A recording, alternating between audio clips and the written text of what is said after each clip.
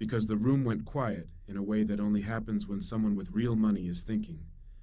I didn't look up at first. I was still closing a folder. Heavy stock, linen cover, the kind you don't hand to assistants. Then I realized the silence wasn't awkward. It was intentional, a pause with teeth, the kind that leaves bruises on people who talk too fast. I am the associate. I work behind the doors most people will never walk through. Yesterday, I was reviewing a 7-year plan with Warren Buffett, and I realized he uses a decision logic that 99% of people get wrong. Here's what I learned. Most people think the moment they've made it is the finish line, the promotion, the first million, the house that finally shuts the neighbors up. They believe arrival is safety, that once you cross a certain number, risk evaporates. That's the middle class myth, and it's lethal.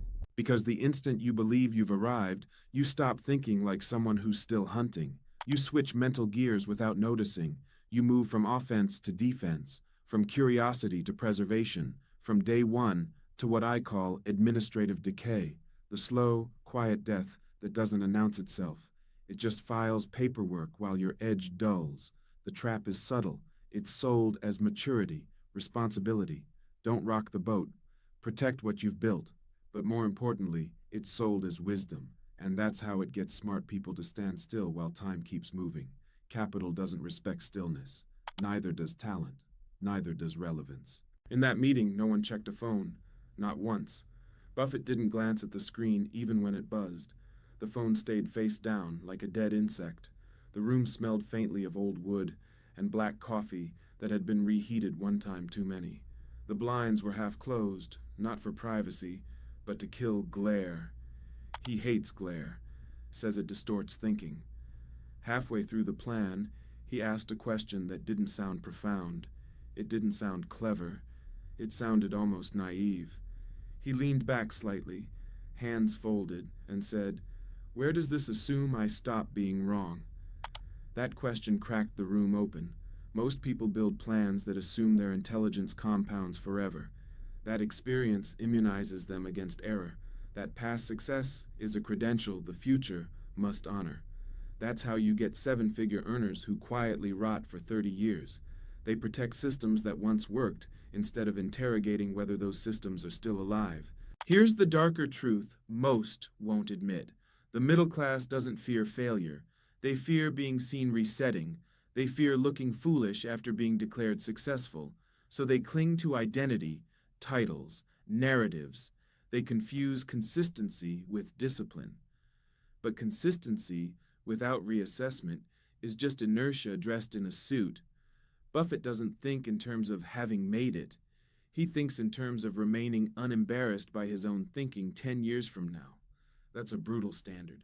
It requires a willingness to abandon comfortable beliefs the moment they stop earning their keep. Most people can't do that because their beliefs are tied to their self-worth. The moment you say, "I've made it," you lock yourself into defending yesterday's decisions. You become a curator of past wins instead of a builder of future ones. Your calendar fills with maintenance meetings. Your risk appetite calcifies. Your curiosity gets outsourced to podcasts you half listen to while doing email. And then you wonder why the edge disappeared. In the room, the plan wasn't rejected. That's what surprises people. It wasn't torn apart. It was quietly reframed. Buffett didn't ask how to optimize returns. He asked how the plan preserved optionality if the world behaved badly. Not differently, badly. There's a distinction. Optimists plan for variance. Survivors plan for fracture. This is where most viewers get uncomfortable, so I'll say it plainly.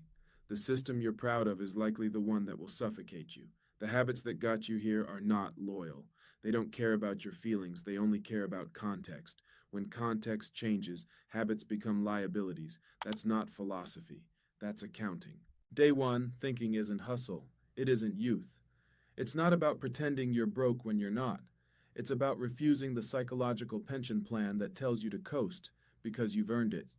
The wealthy understand something the aspirational class doesn't. Comfort is the most expensive drug on earth, and it's usually free at first. I've watched people with every advantage drift into irrelevance because they mistook stability for security. I've also watched people with less raw talent outlast them by decades because they never stopped questioning their own logic. They never let success harden into dogma. Back in that room, after the question landed, no one rushed to answer. That's another tell. Smart rooms don't rush. They let silence do some of the work. The silence forces honesty. It exposes who's thinking and who's performing. That's the lesson that matters before any story gets told. Day 1. Thinking is not a motivational slogan. It's a refusal to die politely. It's the discipline of assuming that whatever made you successful is already decaying, and your job is to find the rot before it finds you. Most people won't. They'll protect the badge, the salary, the narrative. They'll tell themselves they've earned the right to slow down, and they'll call it balance. History calls it something else. That's the psychology you need to understand before we walk into the room where this logic was forged under pressure, before we talk about the moment when doing the dumb thing was the only intelligent move left. The room was smaller than people imagine. That's the first lie the public tells itself about power. They picture glass towers and panoramic views. This room had neither. It smelled faintly of sawdust and old paper, like a place that had been built quickly and never bothered to apologize for it. A desk made from a door, not a metaphor. A literal door laid across 2 filing cabinets. Uneven, scarred, honest. Jeff Bezos was standing, not sitting. Early days, before the myth calcified.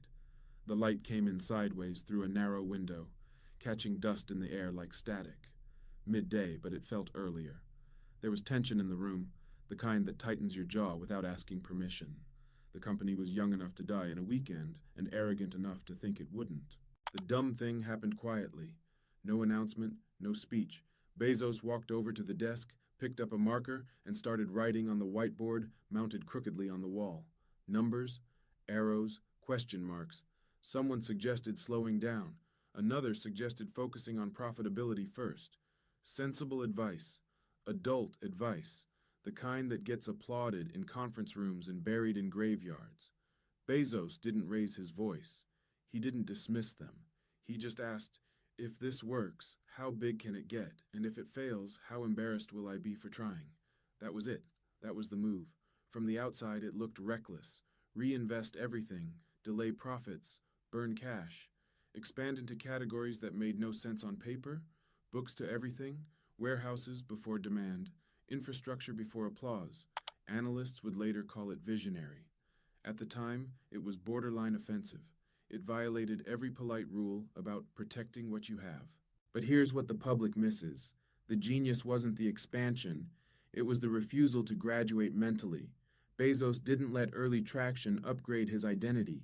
He stayed in day 1 because day 2 terrified him more than failure ever could. Day 2 is subtle.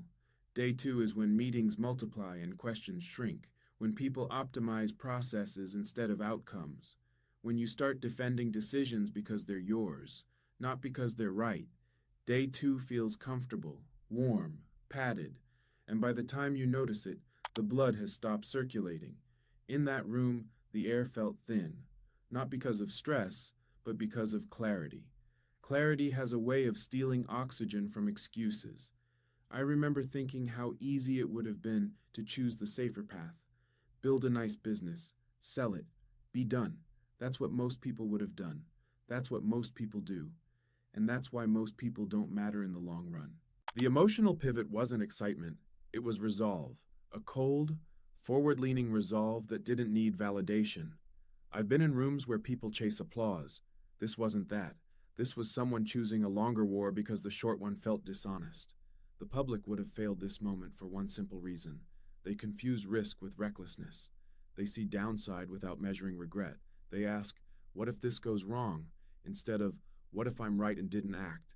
That second question is heavier. It follows you home. It wakes you up at night. Most people anesthetize it with comfort. Bezos didn't. Buffett doesn't. Neither do the families who stay wealthy across generations. They don't optimize for ego preservation. They optimize for future optionality. They're willing to look foolish early to avoid being irrelevant later. Standing there, watching that decision crystallize, I felt a familiar discomfort. Not fear. Recognition. The recognition that most of what passes for wisdom is just fear, with better branding.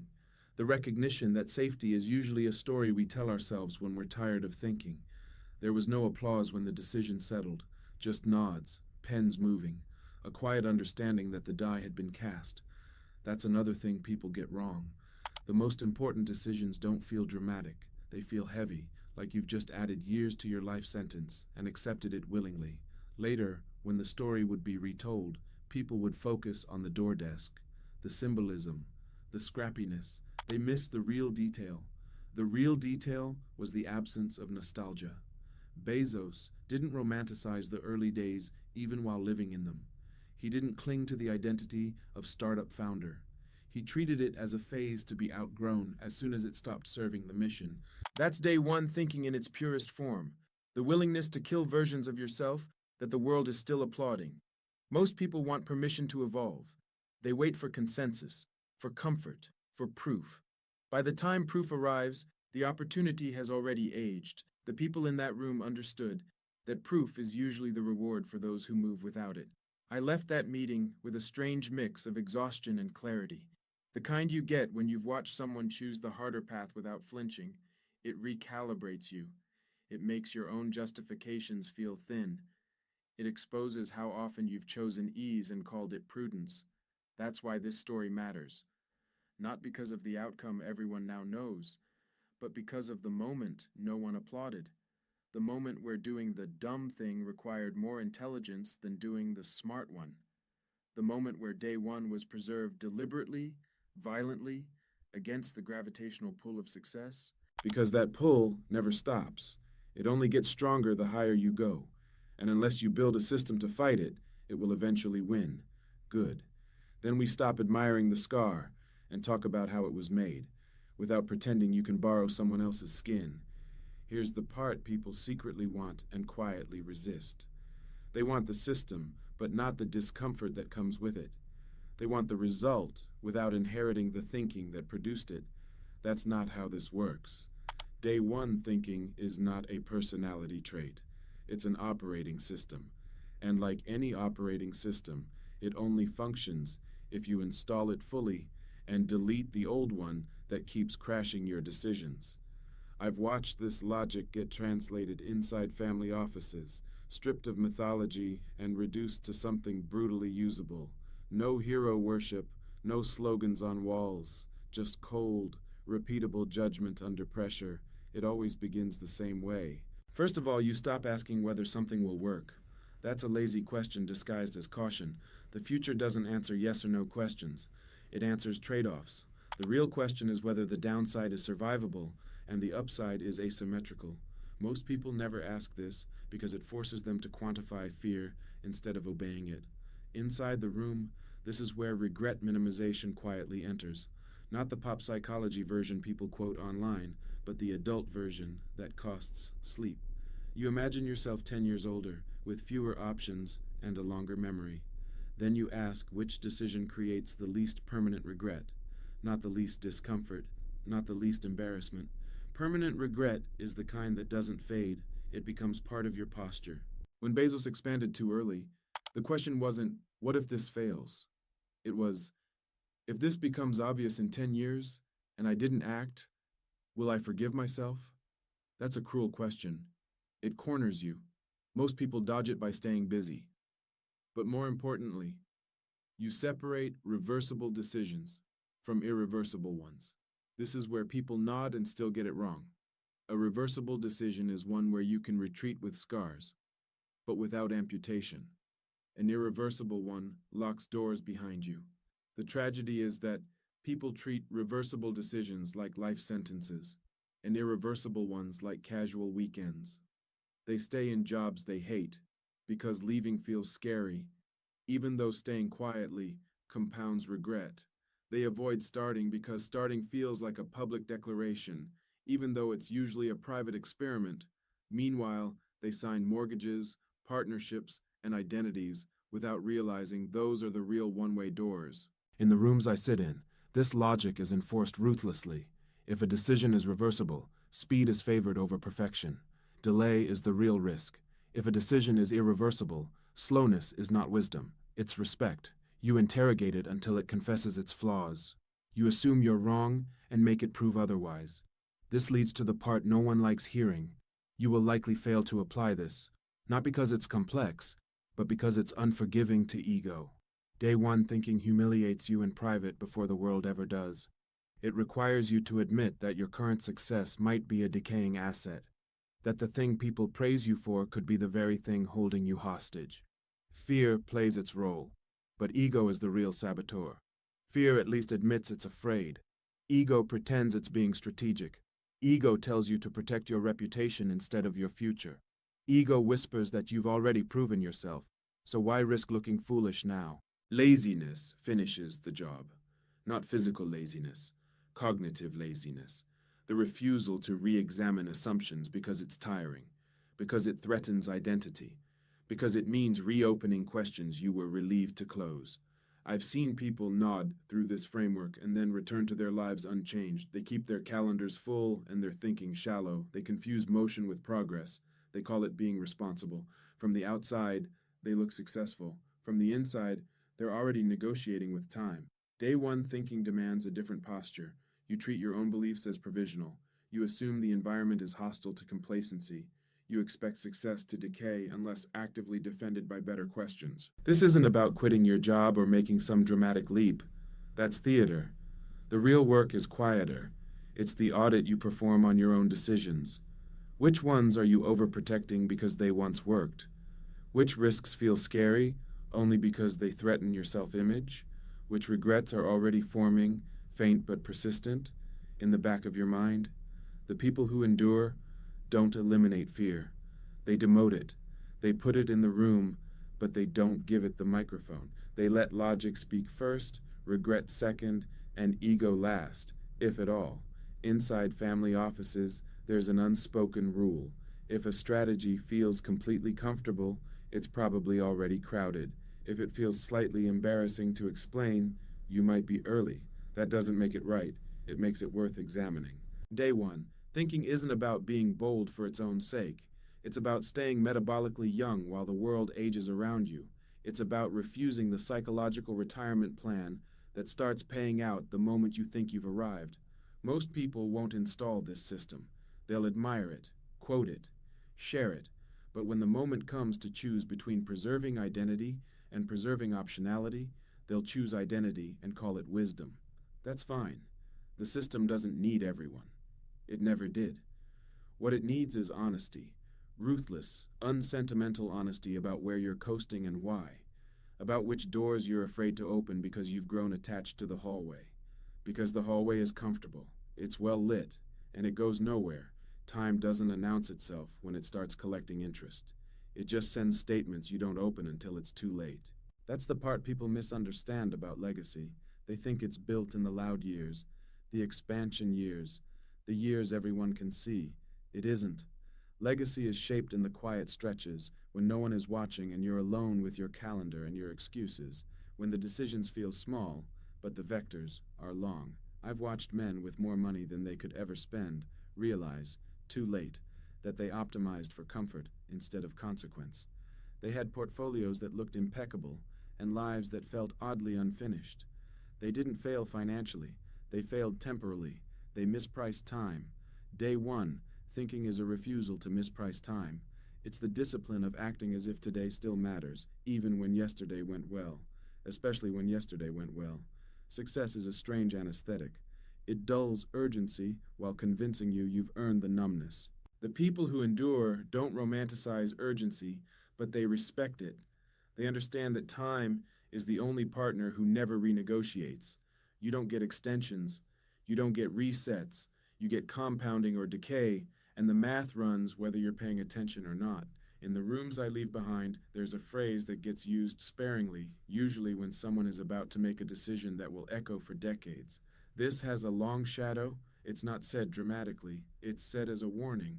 Long shadows don't mean bad outcomes. They mean permanent ones. Most people live as if their decisions cast short shadows. They assume they'll be able to adjust later. Later is a comforting fiction. Later is where accountability goes to hide. Day one thinkers assume later is hostile. They act accordingly. Here's the uncomfortable invitation. If you're still watching, you already feel the friction. Some part of you recognizes the early symptoms of day two, the meetings that shouldn't exist, the goals that no longer scare you, The sense that you're busy maintaining something instead of building something that could outlive you. That's not an accusation, it's a diagnosis, and diagnoses are only useful if you act on them. The action isn't dramatic. It rarely is. It's the private decision to stop defending your current position as if it were sacred, to stop confusing stability with virtue, to reintroduce questions into areas you've declared settled because revisiting them feels inconvenient. This is where most people quietly opt out, not because they disagree, but because opting in has a cost. It costs you the right to say, I've earned this. It costs you the comfort of arrival. It costs you the ability to blame the system when the system you're running is your own. The ones who accept that cost don't announce it. They just change how they think when no one is listening. They protect their curiosity like an asset. They schedule time not to produce but to reassess. They keep a part of themselves deliberately underdeveloped, ready to move when the world shifts. If you want to stay in the hallway, keep scrolling. The hallway is safe, predictable. It's full of people explaining why now isn't the right time. If you want the next briefing, join the inner circle by subscribing, not for motivation, not for tactics, for continued access to the kind of thinking that doesn't age well in public, but ages exceptionally well in private. The laptop closes softly. No flourish, no farewell, just the quiet acknowledgement that time is still moving, whether you do or not.